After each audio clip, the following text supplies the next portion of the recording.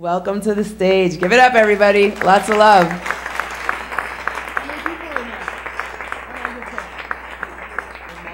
I guess I was meant to be here. So in 2002, July 2nd, 2002, I had about $450 on one credit card that I had in my possession. And I remember that amount well because I ended up buying a painting from Woody Allen for about $425 because I thought the painting was worth $4 million. I live in the North Shore. I was driving by an antique shop in Amesbury, Massachusetts, McGinnis Antiques, and this quiet antique shop was just mobbed with people on this day. So I pulled over and I said, "What's going on here?"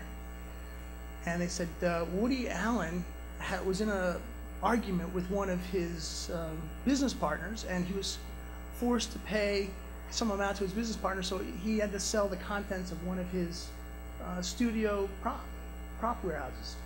So I thought, oh, this is really cool. So I went in there, and it was like a set from a movie. There were tables and drapes and paintings and salt shakers, and everything was for sale, and everything had appeared in a Woody Allen movie. And I thought, wow, this is really cool. So I bought some salt shakers, and I bought a painting, and I was walking out of the shop, and I noticed behind the door, the front door of the antique place, there was a painting, a really bizarre-looking painting. And I opened the door enough to see the painting. I looked at it, and at first I didn't recognize it, and I realized it was in the style of an African-American painter named Jean-Michel Basquiat.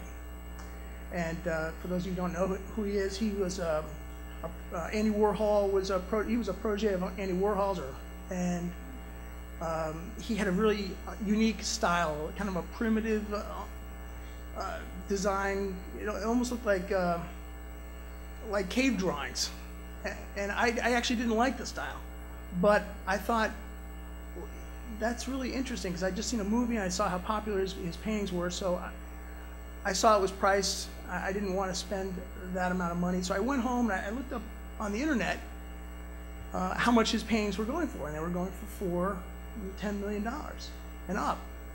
And then I looked, I did some research. When can, I did some research about how paintings and original art are used in movies, and they're typically loaned or they're reproduced with permission.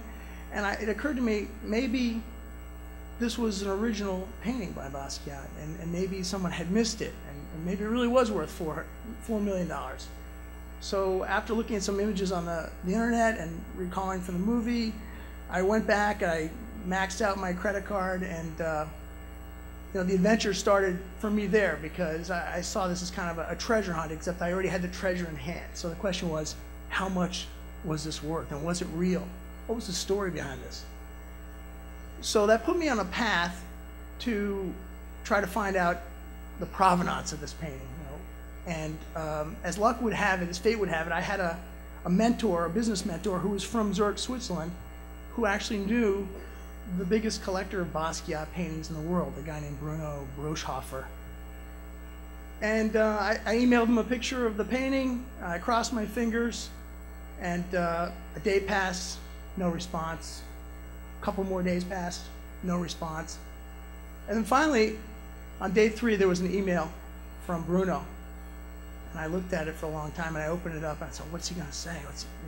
Is he going to say this is real? And it was a simple message. It was like, this is a collage of Basquiat paintings, or a painting in the style of Basquiat paintings. It's not an original.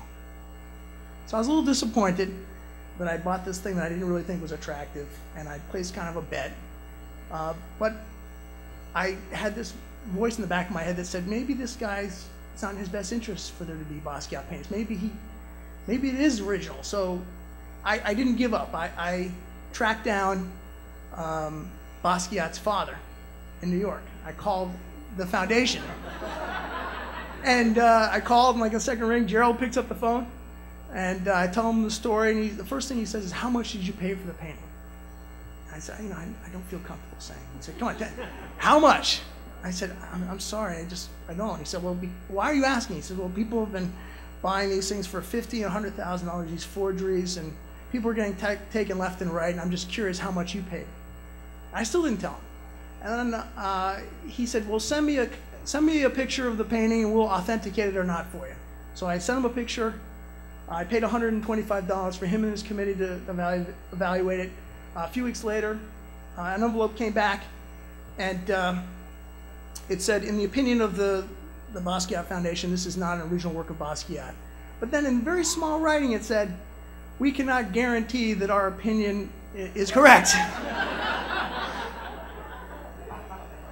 So many years passed, this painting sat in my basement. I started to lose hope.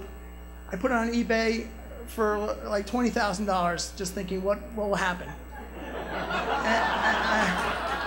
And I started to get interest. People were willing to trade real lithographs for this, what was clearly a fake. I was totally transparent about my story. I was desperate for money. I sold it on eBay to somebody who collected original works of art. I told him the truth.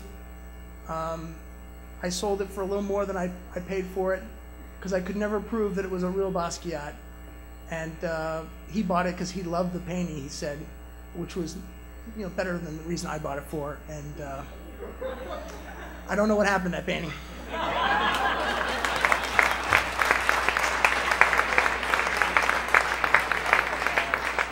Keep it going for Robert Matthews.